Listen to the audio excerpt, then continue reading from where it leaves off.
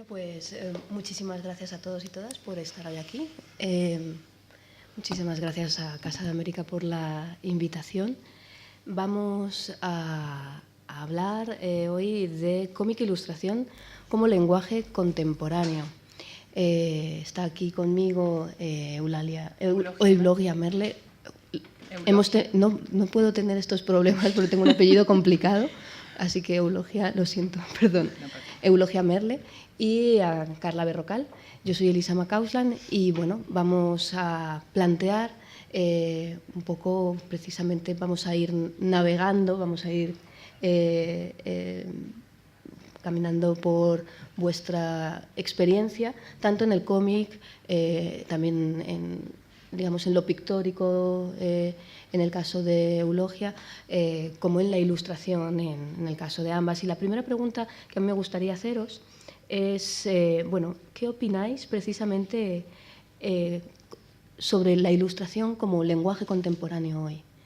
La importancia de la imagen hoy es inaudita en ese sentido, ya no solo en lo que podríamos hablar en medios de comunicación, sino también en todo lo que tiene que ver con lo virtual, ¿no? Entonces, me gustaría cómo desde vuestro punto de vista, desde cómo lo trabajáis, cómo concebís la ilustración como lenguaje. Luego os preguntaré por otros medios.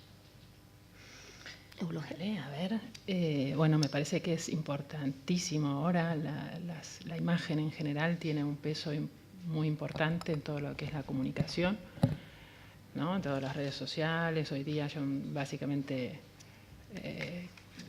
casi exclusivamente imágenes y bueno, algunos, por ejemplo, yo trabajo para medios, para periódicos y han intentado adaptarse un poco y realmente han incorporado más espacio a la ilustración, a la imagen, a la fotografía también, aunque creo que se quedaron cortos, digamos que no han sabido ayornarse lo suficiente y capitalizar ese lenguaje, que es el lenguaje gráfico.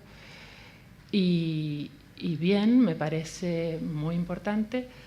También reivindicaría algo que creo que no está muy establecido, que es un poco la consigna, ¿no? Lo que se planteaba para esta mesa, que es ese lenguaje no literal, que es la gráfica, ¿no? Que son las ilustraciones, que me parece que le aportan un universo mucho más rico y enriquecedor al texto, que siempre está como, en realidad es un mensaje determinado y explícito, y la imagen me pasa muchísimas veces de gente que me pregunta o que me hace comentarios por ilustraciones que hacen una interpretación muy propia y nada que ver con lo que originalmente tenía intención de transmitir, y eso me parece valiosísimo porque abre ese espectro y abre la puerta a que el espectador o a que el consumidor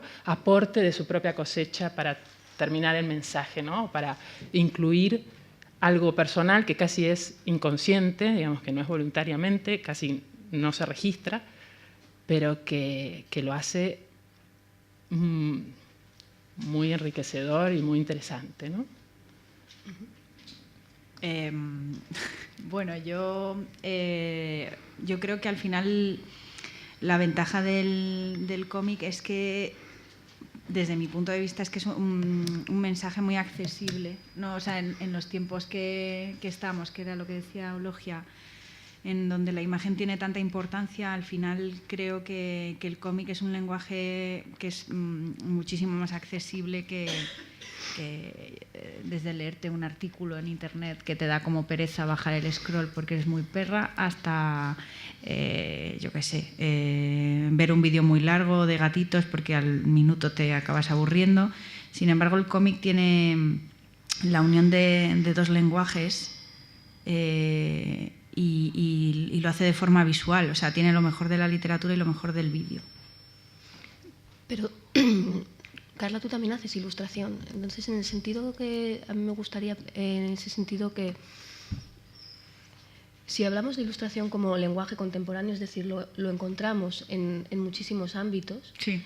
desde la creación misma, desde dónde te posicionas tú a la hora de plantear la ilustración, un poco comentaba Eulogia precisamente con el sentido de terminar, quién termina ese mensaje, ¿no? Pero claro, aquí estamos un poco, la pregunta sería un poco, es bastante evidente que la ilustración tiene un planteamiento de comunicación, mientras que en el cómic podríamos decir que las estrategias son más expresivas, en un sentido o no.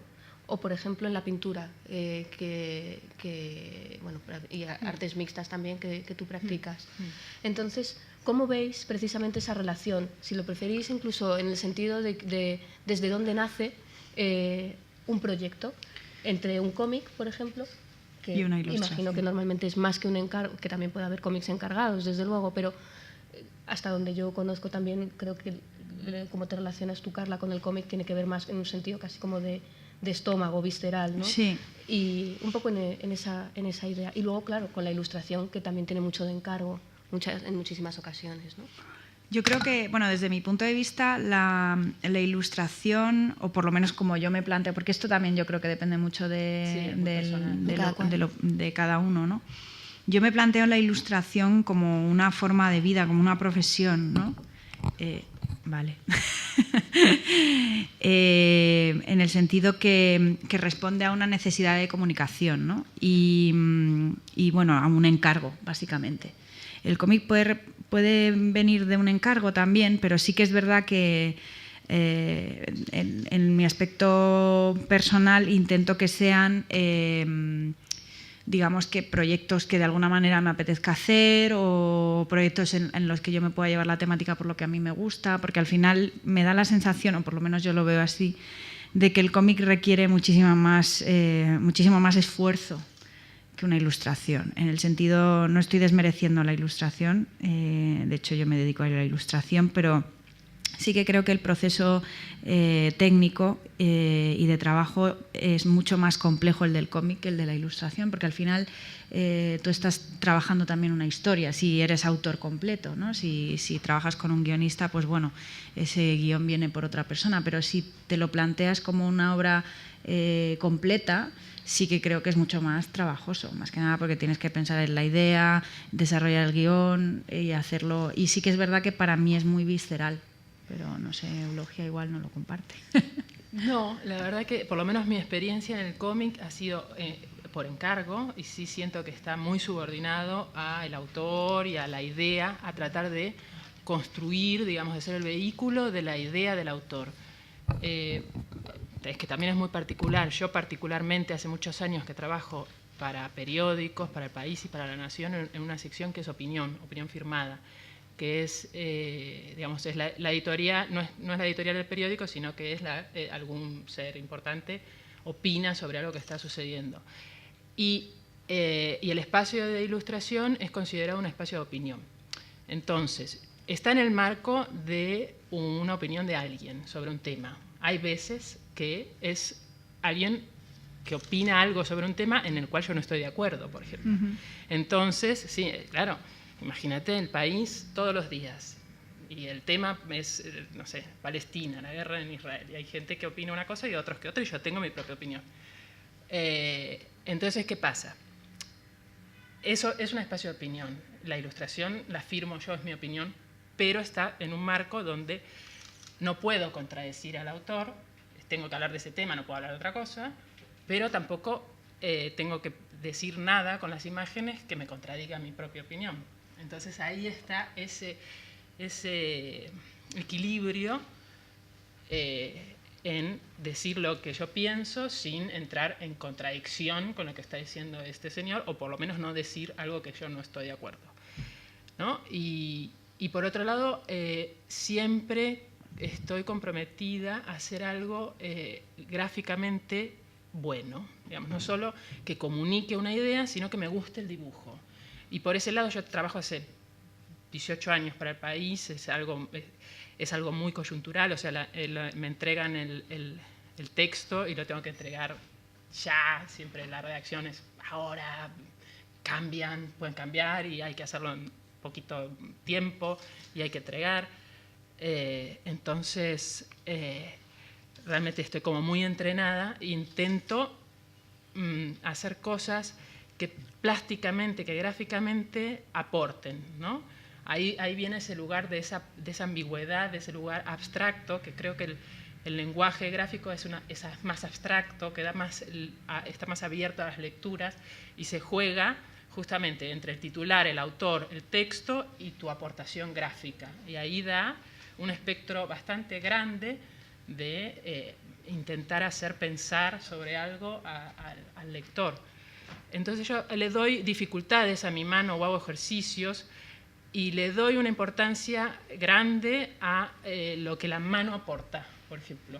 Hago manchas, si te fijas, o sea, intento romper la figuración, hacer cosas dentro de lo propiamente del lenguaje de la gráfica o del dibujo, no solo el mensaje.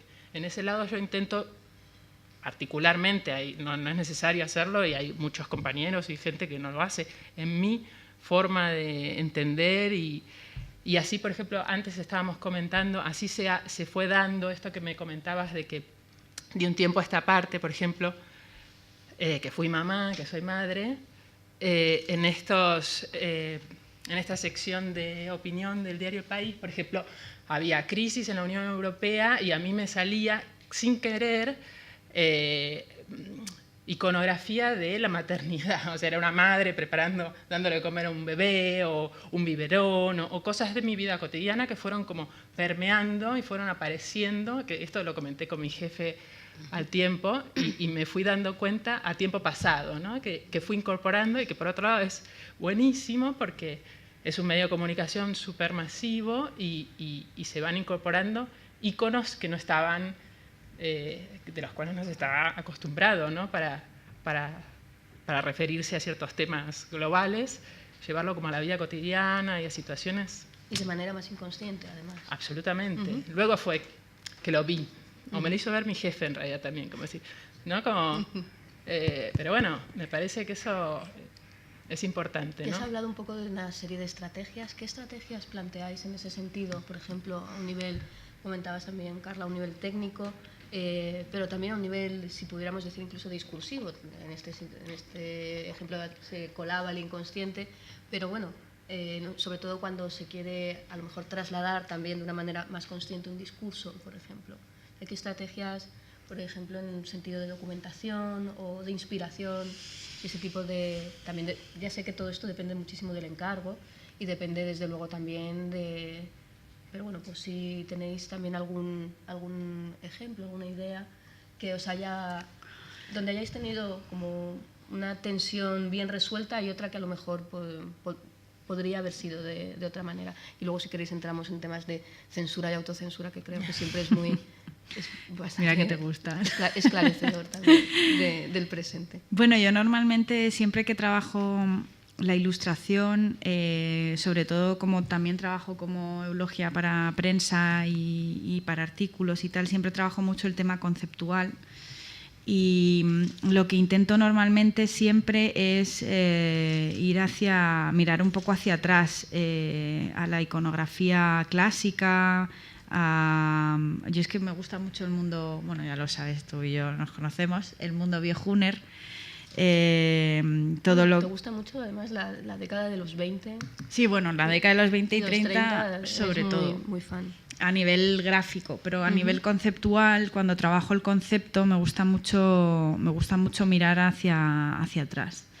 Por ejemplo, a mí una de las ilustraciones a nivel conceptual que más me gusta es una que hice para Pícara, que trataba sobre cómo las costureras habían contribuido a la revolución sufragista en Inglaterra. Y bueno, pues dándole muchas vueltas al tema, me vino muy fuerte el concepto el cuadro de Delacroix, con la libertad guiando a los franceses.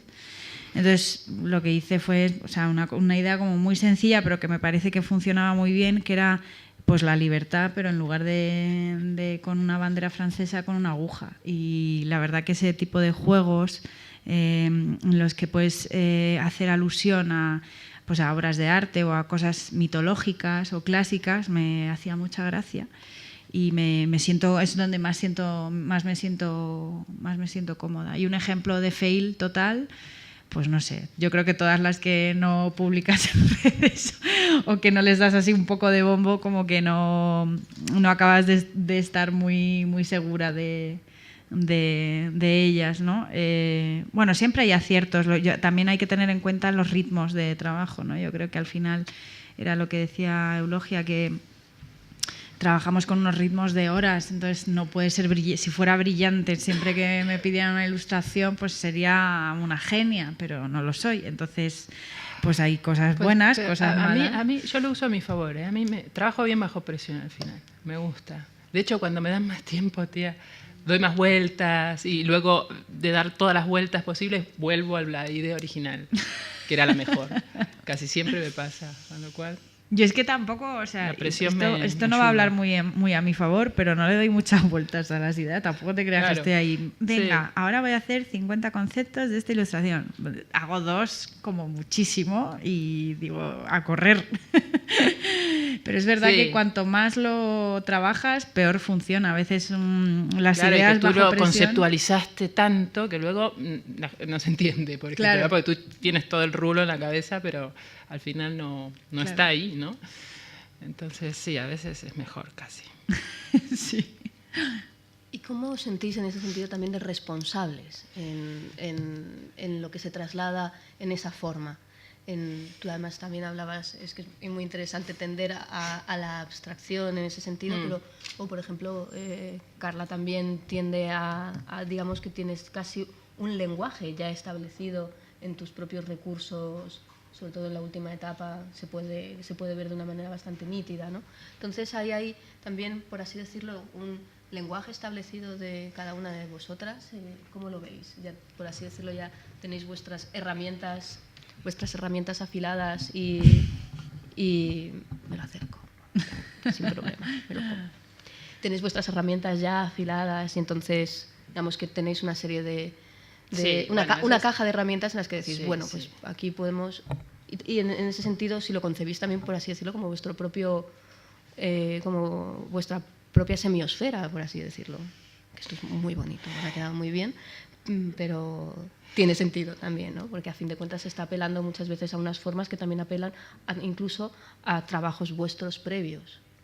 Lo de la caja de herramientas es así, además, porque además es un oficio también, ¿no? O sea, uno tiene sus recursos, sobre todo porque tienes que entregar. O sea, tiene más lindo, más brillante, menos brillante, pero a tal hora, en tal día, tienes que entregar y se tiene que publicar. Con lo cual, hay días que tienes un buen día, hay días que tienes un mal día, y tienes que entregar igual, y no puedes tener un bloqueo creativo, digamos. Tienes que recurrir a tus herramientas, a tu experiencia, y sacarlo adelante, ¿no? Entonces sí, eso se va desarrollando, creo, con los años, ¿no? Y también es verdad que tienes tus lugares a los que recurres, ¿no? O tus predilecciones o tus imágenes, sí, se va haciendo efectivamente una caja de herramientas, creo.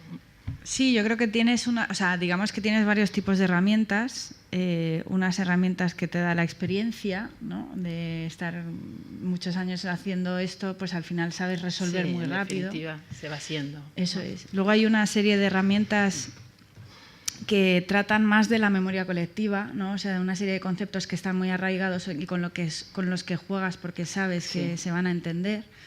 Pero también es interesante darle la vuelta a estos conceptos, ¿no? Porque muchas veces repiten estereotipos o generan un determinado mensaje con el que uno no se siente de acuerdo. Yo creo que en ese sentido está interesante. Y luego, por otro lado, están las herramientas propias, ¿no? Las estilísticas o del propio autor, ¿no? En las que desarrolla un lenguaje propio y va haciendo los dibujos pues, con un estilo determinado. Yo creo que al final...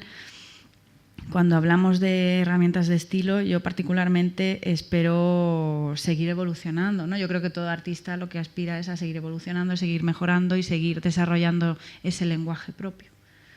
Y es curioso porque habéis hablado de los lugares comunes. ¿Qué peligros le veis a los lugares comunes?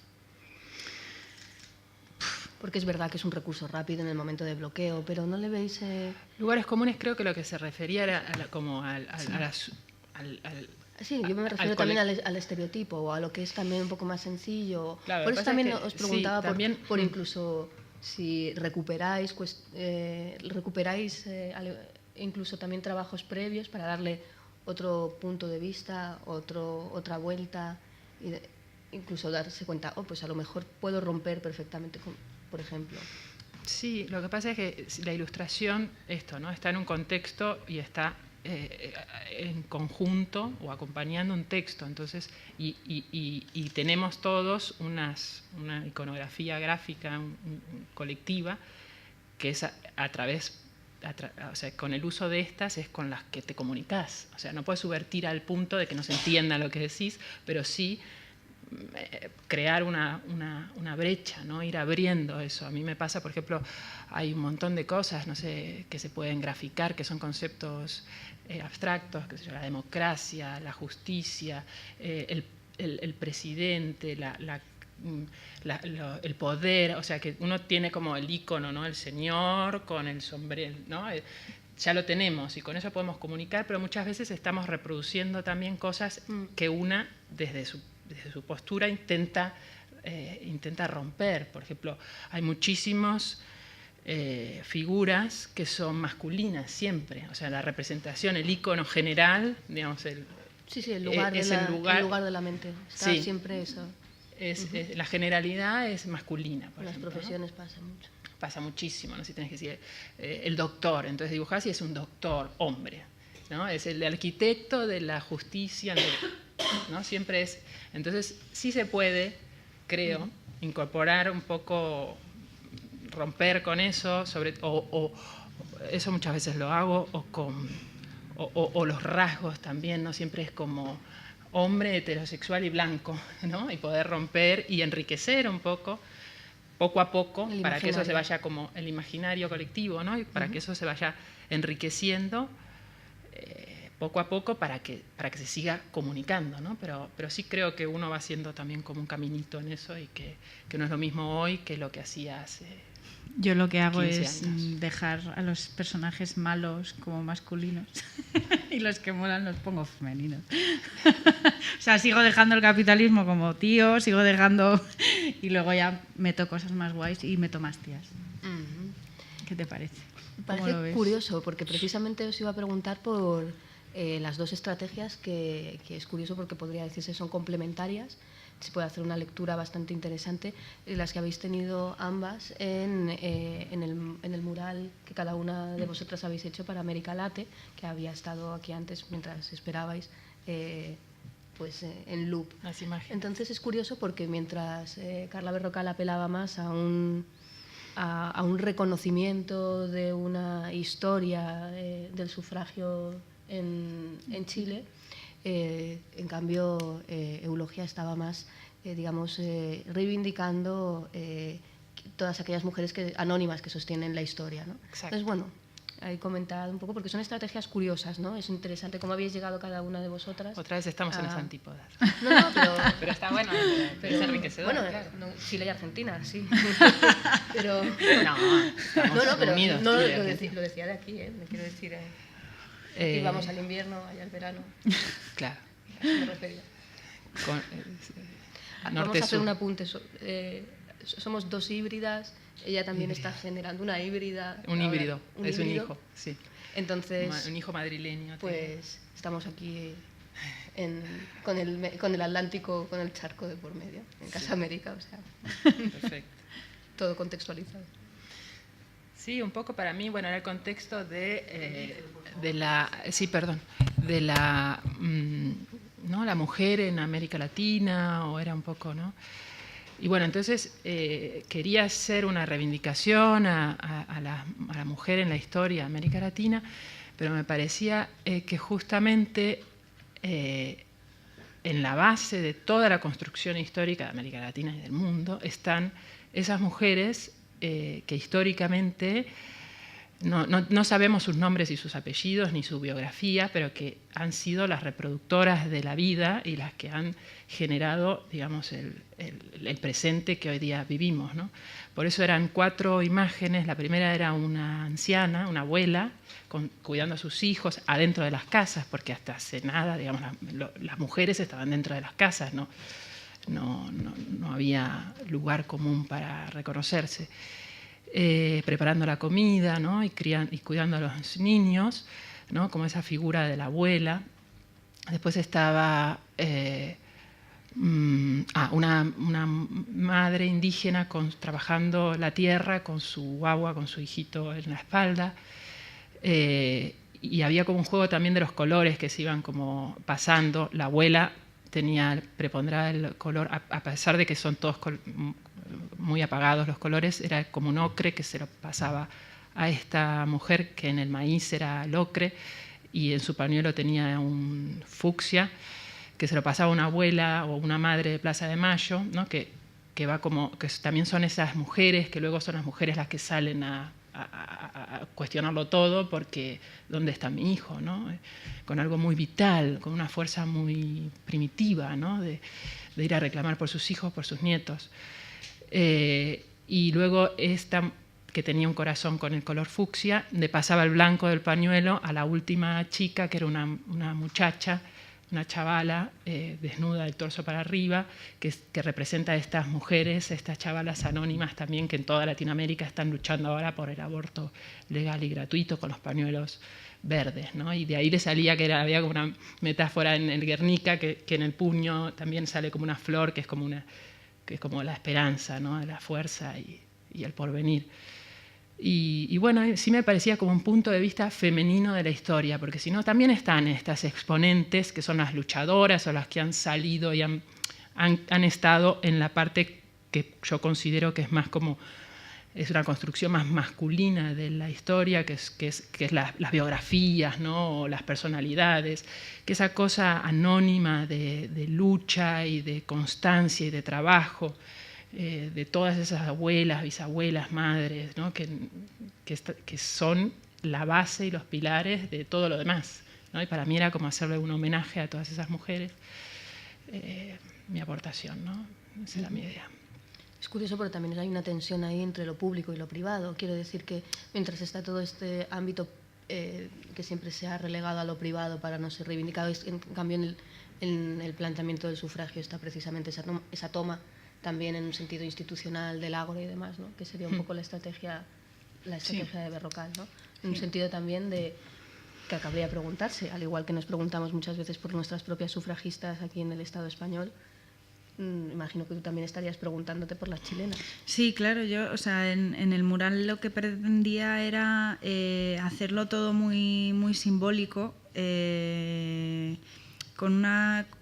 incluso a nivel gráfico, haciendo un homenaje un poco a los muralistas, sobre todo Diego Rivera, que me flipa, y jugando un poco con ese lenguaje tan simbólico de coger elementos que representen cosas, que a mí eso es una cosa con la que yo me siento muy cómoda. Entonces mi mural básicamente son dos mapuches, dos indígenas de la zona de Chile y Argentina, que enmarcan como columnas, digamos, a los rostros de 3 sufragistas chilenas, o 3 mujeres que lucharon por los derechos de las mujeres en Chile, que son Graciela Lacoste, Elena Cafarena y Amanda Labarca. Y luego una mujer con una hija que enarbola una bandera con el símbolo feminista, a modo de representación del pasado, presente y futuro de la lucha feminista. Entonces, bueno, es una cosa como muy sencilla, gráficamente con muy pocos colores, con la idea de buscar un gran impacto visual y que el espectador como que le dé un poco una catarsis en los ojos cuando vea los colores y que le guste más o menos lo que se ve. ¿Y cómo ligáis política e ilustración, política y cómic, política y pintura? Son 3 preguntas en una. Pero Bueno, yo en mi caso hay veces que, por ejemplo, en el concepto de ilustración hay veces que uno puede ser político y hay veces que uno tiene que dejar la política en casa porque tiene que comer. Entonces, yo creo que hay proyectos en los que uno puede ser político y desarrollar o enseñar más esas armas y hay otros en los que simplemente tiene que servirse al mensaje que comunica y hacerlo de la mejor forma posible, siempre y cuando el proyecto o la empresa o lo que sea donde tú vas a desarrollar ese encargo sea algo acorde o más o menos digerible con lo que tú haces. Es decir, si hay una empresa para la que no trabajarás nunca o algo así, pues entonces ya plantéate tus dilemas, o sea, cada uno que se plantee los dilemas morales que quiera, ¿no? Yo en el cómic me pasa un poco lo mismo. Si es por encargo, siempre intento llevarlo un poco a mi terreno. Por ejemplo, estoy pensando en el caso de BBVA, que tiene una página que es sobre científicos y siempre intento pues darle visibilidad a científicas o desarrollar el proyecto de una forma en la que yo me sienta más o menos cómoda. Y cuando se trata de cosas como la M21, que afortunadamente es una revista donde todos los que estamos ahí trabajando tenemos una libertad absoluta, pues ahí ya lo puedes llevar perfectamente a tu terreno sin ningún tipo de atadura, ¿no? O sea, yo dibujo y escribo sobre lo que me da la gana de la ciudad, relacionado evidentemente con la ciudad de Madrid, siempre. No voy a hablar sobre Moscú porque si no me echan, pero vamos, que siempre intento llevarlo un poco a lo que a mí me gusta. Yo creo que la política está en todo y por cómo soy yo intento llevarlo coherencia en todo lo que hago. Y además soy muy afortunada y trabajo en sitios donde realmente tengo libertad para opinar y para trabajar, y de hecho es en opinión. Pero por ejemplo en otras secciones del periódico o en libros o en otro tipo de cosas, yo creo que el aporte de lo personal o de lo comprometido está en lo estético. Por ejemplo, en generar una estética. Uso mucho miradas, los personajes te miran de frente, suelen no ser estereotipados. Las mujeres, por ejemplo, suelen estar por fuera de los estereotipos. Los hombres, intento desde lo estético, que es más como subliminal, si querés, colar un mensaje comprometido. Y creo que eso se lee, a pesar de que estés haciendo tal vez un álbum infantil sobre una historia infantil, pero soy seria, soy comprometida en lo estético, en lo que para mí es algo no facilón o tontolón o entretenido para los niños, supuestamente, sino que intento hacer algo que a mí me parezca bueno, teniendo en cuenta, tomando a los niños, por ejemplo, con seriedad, ¿no? Aportando algo que puede tal vez estar, bueno, como dándole un granito de arena siempre en lo que hago. Y sobre todo desde lo estético, que creo que comunica muchísimo más de lo otro, de lo conceptual casi a veces. Yo tengo mucha curiosidad también por tu vertiente pintora, que además responde a un giro también personal, que claro, es político en este mismo sentido, y que también tiene mucho de visceral. Es que se dio todo con una de estas crisis que uno tiene en la vida. Fui madre, quería tener un estudio para desarrollar mi propia obra y lo consigo, soy madre, me separo, o en todo. Era como esas crisis donde todo va mal, ¿no? y tocaba o tirar para adelante o morir en el intento. Y la verdad que tiré para adelante y creo que fue una purga y salió algo muy poderoso, muy, muy esencial y que está muy bueno.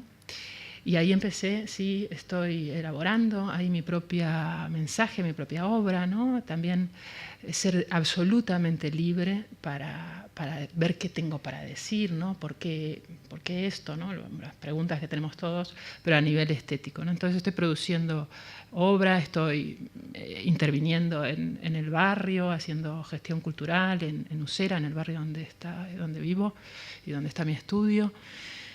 Y bueno, eso es un poco el compromiso, la devolución, ¿no? Lo que uno recibe y entonces lo que uno me siento en compromiso de volver al barrio, de volver a las comunidades, diferentes comunidades del barrio, a mi propia obra, de a ver qué tengo para decir con mi experiencia vital o con lo que opino sobre las cosas, ¿no? Y en eso estoy. ¿Y cómo ves precisamente, porque por así decirlo de una u otra manera, las dos trabajáis en ese sentido, con el ejemplo también de M21, pero desde luego también como presidenta de la Asociación de Ilustradores e Ilustradoras de Madrid, y con tu trabajo también a la vez en ese sentido, Eulogia, con todo lo que has comentado, con el tejido de tu propio ambiente, de tu propio barrio, ¿no? ¿Qué reflexiones, o si os planteáis un poco también el rol de la ilustración, también precisamente como este lenguaje del presente, y de la importancia que tiene con la ciudad en ese sentido, a la hora también de trasladar una serie de mensajes, pero a la vez también con unos riesgos, sin ir más lejos. Estamos hablando además de Usera, Carabanchel y demás, una serie de zonas en Madrid que también tienen, digamos, unos riesgos de gentrificación, un presente gentrificador bastante evidente, y un poco también esas críticas que si se pueden o no se pueden hacer en espacios institucionales, por ejemplo. Bueno, yo creo que, bueno, tú lo sabes mejor que nadie, por eso que el trabajo... Yo lo sé, pero a lo mejor ellos y ellas no. El trabajo institucional con respecto a lo que significa ser ilustrador es muy complejo porque hay muchos y hay muchos problemas, ¿no? Primero, yo creo que hay una falta de reconocimiento social que evidentemente se embarca en lo profesional. Bueno, yo creo que si la gente quiere ampliar un poco esto, puede leer a Remedios Zafra, ¿no? El entusiasmo, es un libro maravilloso que lo explica bastante bien, ¿no? Cómo es un sector, la ilustración es un sector con una gran precariedad, con unas condiciones laborales horrorosas, y yo creo que ahí hay un gran trabajo que hacer, ¿no? Sobre todo desde las instituciones. Yo muchas veces, alguna vez me han dicho que parezco un elefante entrando en una cacharrería, pero yo creo que cuando eres presidenta y estás representando los intereses de un montón de profesionales, o cuando la gente de alguna manera espera mejorar las condiciones de su trabajo, tienes que ser un poco así, o sea, no digo agresiva, sino que sí que creo que tienes que ser contundente. Yo hay veces que he tenido reuniones en el ayuntamiento y he tenido que ser muy contundente, pero a la vez ser muy didáctica, ¿no? O sea, quiere decir, muchas veces cuando surgen todos estos problemas, por ejemplo, con el tema del trabajo especulativo que significan, por ejemplo, los concursos, ¿no? Muchas veces las instituciones no lo acaban de entender, ¿no? Yo muchas veces cuando me he sentado a negociar con ellos sí que he tenido que ser muy contundente, pero sí que les explico muy bien por qué es algo que está mal, ¿no? Yo creo que ahí hace falta un trabajo muy fuerte también de didáctica del proceso del trabajo del ilustrador, porque no se conoce. Y yo creo que como no se conoce, la gente asume que es fácil, ¿no? Porque asume que como dibujas y te gusta, no puedes cobrar, no lo puedes valorar, hay una serie de cosas que se sobreentienden. Entonces es un proceso de desaprendizaje. Yo creo que involucra a muchos factores. Involucra a las escuelas, involucra a otros profesionales, y también involucra a las instituciones. Yo estoy completamente de acuerdo, pero también lo decía sobre todo también esto en un sentido, por así decirlo, asociativo, colectivo, pero también en un sentido también individual a la hora de por así decirlo, esa responsabilidad no solo creativa, ¿no? Sino también, por así plantearlo, en el ser consciente, ¿no?, de la propia labor del creativo, de la persona creativa, y de cómo también muchas veces es, por así decirlo, es un ámbito laboral, pero también es muchas veces utilizada, ¿no?, para embellecer ciertos ámbitos y demás, en vez de muchas veces, digamos, cuestionar la estructura desde la misma, ¿no? Pues hablaba un poco, claro, también en ese sentido. Bueno, sobre todo porque creo que trabajar en ese sentido tejido de barrio, urbano, y a la vez también tejido profesional, que es lo que tú estás planteando, está muy relacionado. Está en esencia, también por eso tiene que ver también con qué se hace de verdad, ¿no? O sea, qué resultado y qué efecto tiene lo que hacemos, aunque no lo tengamos en ningún momento calculado. Sí. Pero bueno, es un planteamiento, ¿no? Sí, yo lo que quiero es cambiar el mundo. Entonces, esa premisa la tengo en todas las cositas que hago.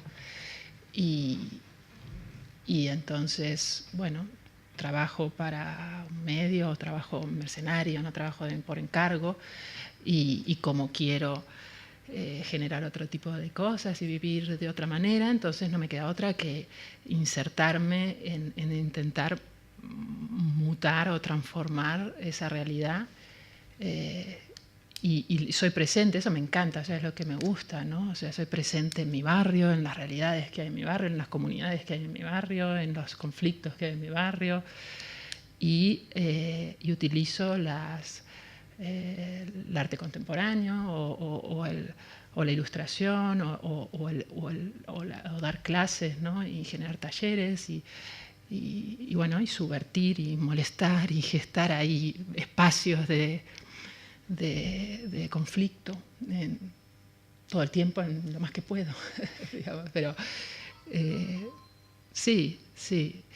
Y lo otro son los problemas que tenemos en realidad también los autónomos en general, ¿no? Esto de búscate la vida, o bueno, te gusta tu trabajo, entonces, o hazme un dibujito para no sé qué, ¿no? Es como, sí, hay que ganar un poco ese espacio o ese reconocimiento de nuestro trabajo, pero sí, también.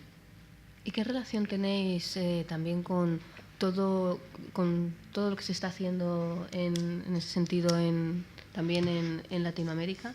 En el caso de que estéis ahí más o menos arraigadas en ese sentido, o de lo que estáis viendo también, ya no solo en Latinoamérica, ¿no? Es lo que tiene también Internet, que en ese sentido permite estar también muy al tanto de mucho de lo que se está haciendo. Desde luego están las últimas campañas, como precisamente la que también tú hablabas antes de toda la campaña de ilustración que ha habido precisamente del aborto, sí, en Argentina. Es curioso porque en Chile nos pidieron al colectivo de autoras de cómic la campaña que hicimos nosotras precisamente aquí, cuando se empezó a no tocar nuestra normativa en torno al tema, y que la llamamos Wombastic. Y bueno, es muy interesante porque es una manera muy potente de crear redes, ¿no?, de crear tejido también, y tejido además muy, muy político, muchas veces también con sus roces, con sus debates, ¿no?, pero que lo hacen todavía más rico, más interesante. Entonces, bueno. Y la pregunta es... Nuestras relaciones con Latinoamérica, lenguaje, o si no, ampliemos espectro, pero vamos, un poco con ese lenguaje que también están creando compañeros y compañeras, sobre todo compañeras en un sentido político también. Sí, yo estoy muy familiarizada con lo que está sucediendo en Argentina. Argentina es muy rica a nivel de producción, de autoproducción. Ahí lo que decías de las instituciones, no hay nada, digamos, es todo. Nosotros tenemos una expresión que es a pulmón, esa fuerza de voluntad, digamos, ¿no? Y han habido muchísimas expresiones de colectivos desde lo femenino, y están sucediendo cosas, aportaciones nuevas puntos de vista de esa iconografía colectiva, ¿no?, que hablábamos, nueva. Por ejemplo, las manifestaciones estas de mujeres desde los gritos, o sea, ya hay otro sonido en las manifestaciones cuando son las manifestaciones de mujeres, hay otra estética, hay otros lugares que se están explorando, y también con lo de Ni Una Menos, ¿no?, también con lo de los feminicidios, está viendo como este famoso empoderamiento también está generando, está produciendo imágenes, está produciendo comunicación, está produciendo esta palabra tan bonita, ¿no?, de la sororidad, ¿no?, de solidaridad o fraternidad entre mujeres. Y estamos como en el principio de algo nuevo, la verdad que es un universo por explorar, por lo que decíamos antes, las mujeres antes estábamos metidas en nuestros hogares, ¿no?, en nuestro lugar privado. Yo aquí también os preguntaría, porque en realidad es curioso porque ha habido un cierto despertar, pero también habría que preguntarse también por qué estábamos antes dormidas, ¿no? Porque es muy reciente. También es cierto que no creo que estuviéramos dormidas, ¿eh? Pero me ha gustado además que comentaras precisamente el Ni Una Di Meno, Ni Una Menos y toda una serie de políticas también que vienen desde abajo, precisamente porque lo interesante muchas veces es que los medios aumentan más planteamientos como el Me Too, cuando en Latinoamérica se estaba trabajando desde hacía bastante más tiempo todo esto desde la base, ¿no?, por ejemplo. Pero sí es curioso en un sentido más de ola. A mí sí, yo sí creo que siempre me parece interesante preguntar un poco también por a lo mejor no es tanto tu caso, pero en un sentido más general. Sí es cierto que digamos que al menos en la opinión pública ese discurso no estaba hasta hace relativamente poco, 2014, 2015. Sí, el discurso de... El discurso precisamente de un sentido feminista, planteado también a través también de un activismo es que el espacio público y toda la construcción cultural y social, todo lo fuera del hogar, es el espacio del hombre hasta hace nada. Si tú, y ahora que soy mamá te lo puedo confirmar, o sea, un hijo te lleva dentro de tu casa y te impone una cotidianidad y una serie de los niños cada 2 horas hacen algo, que si no hacen caca hay que darles de comer, dormirlos, o sea, no salís de casa, no hay... justamente lo que se está reivindicando es el aborto, o sea, es el poder elegir tu maternidad, ¿no?, en realidad, es poder elegir y organizar tu maternidad según tu criterio, ¿no? Hasta hace 2 días no había... Imagínate, yo con un hijo, imagínate tener 5 hijos, o sea, no tienes tiempo para leer un libro, no tienes tiempo para pensar en la vida y la muerte, o sea, y hasta hace nada no había lavadoras, o sea, yo lo veo clarísimo, o sea, sí tenían lo que sí creo que existe, por eso también lo de mi mural, y lo que sí habría que estudiar, que es la cultura del interior, digamos, de la construcción de un hogar, de una familia. Eso es una cosa así. Ahí sí hay cultura, hay un desarrollo generacional en algo que no es fácil, en los cuidados, en los cariños. Eso tampoco es fácil, es como decir... ¿no? Y eso habría que estudiarlo, alguien lo va a estudiar algún día, ¿no? Las abuelas, esta generosidad, esta cosa de llegar a la casa de la abuela y comerse todo y que la abuela te atienda, ¿no? Esa cosa, yo sería incapaz, o sea, una cosa y eso no es porque esa persona es así, sino porque se ha creado según y se ha cultivado, ha generado una cultura de los cuidados que lleva tiempo elaborar, digamos, y recién ahora, hasta hace nada, existe la píldora, o sea, realmente no hay, y ahora las mujeres estamos saliendo al lugar público y estamos ganando espacios. Entonces, lo interesante es que se pueda hablar de nuestros intereses o de nuestras cosas particularmente femeninas, también en los ámbitos públicos, pero ¿no? También hay un cuestionamiento precisamente a través del trazo y precisamente de lo que consideramos femenino, que es una cosa que creo que también... Lo digo porque en realidad la píldora es de los 50 y 60. Quiero decir que ha habido 3 o 4 olas feministas, dependiendo de cuándo contemos, desde la Ilustración o desde finales del 19. Lo digo también porque parece en un sentido también,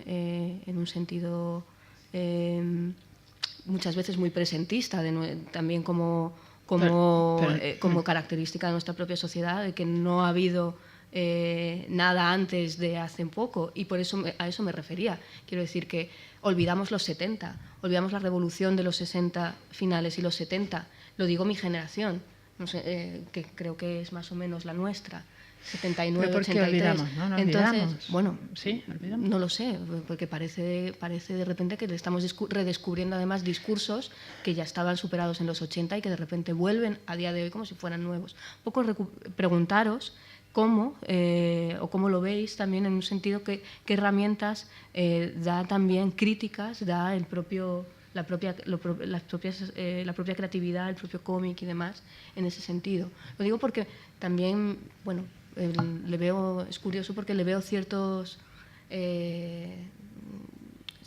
muchas veces inercias en unos discursos que me parece curioso también cómo entran también en lo creativo, cuando podría decirse que estaban si no estaban superados, si estaban superados, ¿no? Hay que reproblematizarlos, ¿no? En la línea de tiempo es hace 2 días, digamos, no hay una construcción generacional muy grande a partir del cambio, digamos, donde las mujeres planifican su maternidad, por ejemplo, que para mí eso es como un antes y un después, digamos, un poder decir mi tiempo para mí y no el tiempo para los otros todo el rato, ¿no? Pero para mí, por eso yo os preguntaba un poco en un sentido de todo eso se trató, se escribió y bastante precisamente en los 70, pero los 80 y los 90, por así decirlo, se va para atrás. Bueno, por eso la historia siempre se quedaba planteada. Ya, por eso mismo os preguntaba un poco cómo, con todo lo que se está trabajando a día de hoy, teniendo en cuenta además que ambas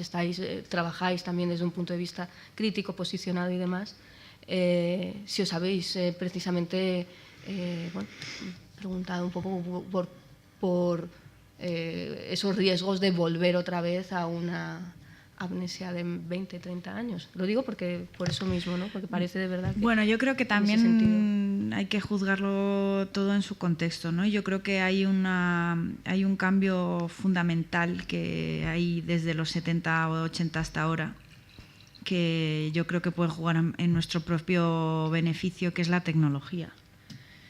Yo creo que para bien o para mal la tecnología ha contribuido a cambiar enormemente todo y yo creo que puede seguir contribuyendo a que no haya esa amnesia. Quizás porque las redes también han permitido que se creen unos grupos de trabajo en los que se comunica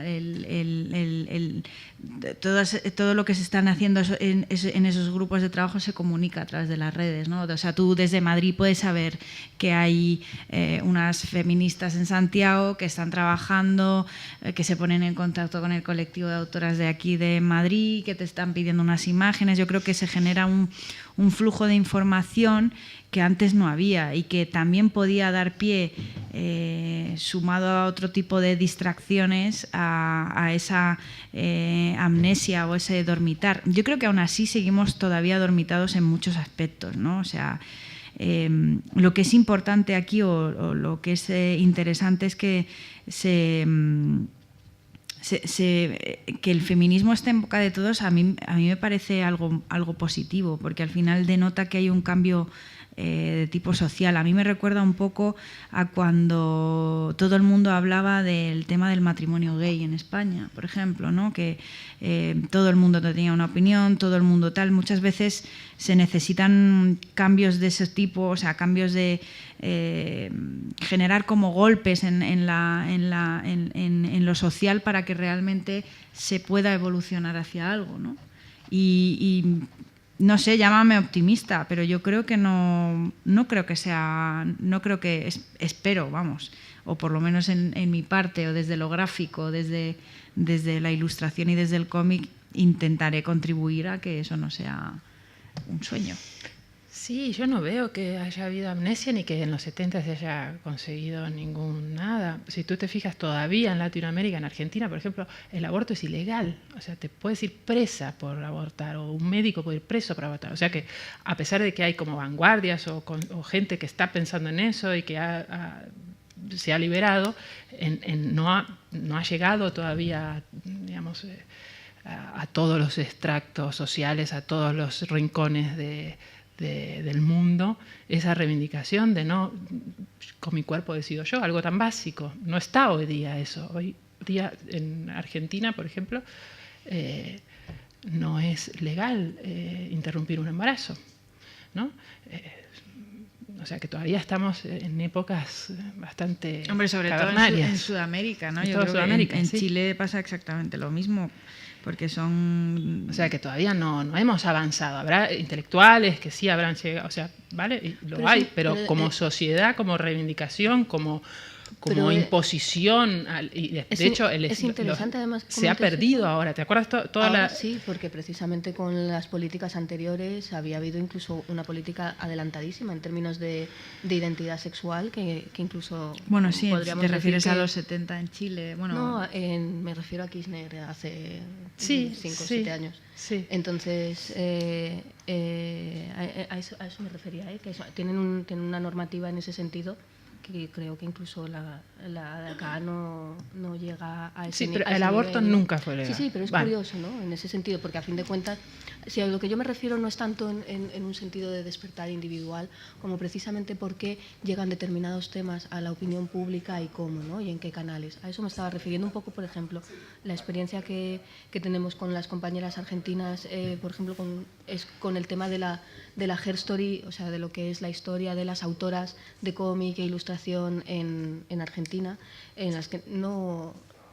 Los propios estudios de cómic no tenían eso en cuenta, ¿no? O sea, y ha sido tan sencillo como ponerse a buscar y encontrar, que es como bien sabemos lo que pasa siempre. No hay.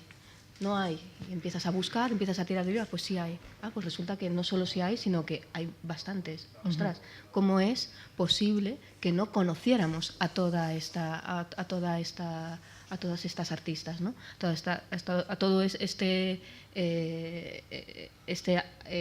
arte, historia y entonces a eso me refiero con cuáles son los procesos que nos llevan no tanto a un tema de invisibilidad como forzada, que muchas veces los discursos nos llevan a ello, sino qué inercias son las que nos pueden llevar de nuevo otra vez a que haya determinadas personas que sí fueron presentes en su presente, de repente no estén en la historia. O bueno, fueron y lo fueron porque están ahí, empiezas a investigar y demás y estuvieron en su momento en los papeles editadas y demás, ¿no? En ese sentido, en un sentido de autor. Y es interesante como ponerse a indagar, ¿no? Entonces, a eso me refería un poco también, precisamente podemos ampliar espectro y no sería solamente en este sentido, ¿no? En la memoria en general. Y en parte también, como comentaba antes, somos híbridas de Chile, Colombia y tú trasladada Yo soy acá. argentina, pero madrileña. En ese sentido precisamente de conservar y de conservar o de saber o de entender de la procedencia, un poco lo que comentábamos también antes, incluso también la importancia de esa memoria, ¿no? Sí, es que bueno, igual también siempre que hay un avance y un retroceso, la historia se construye así, hay una reacción.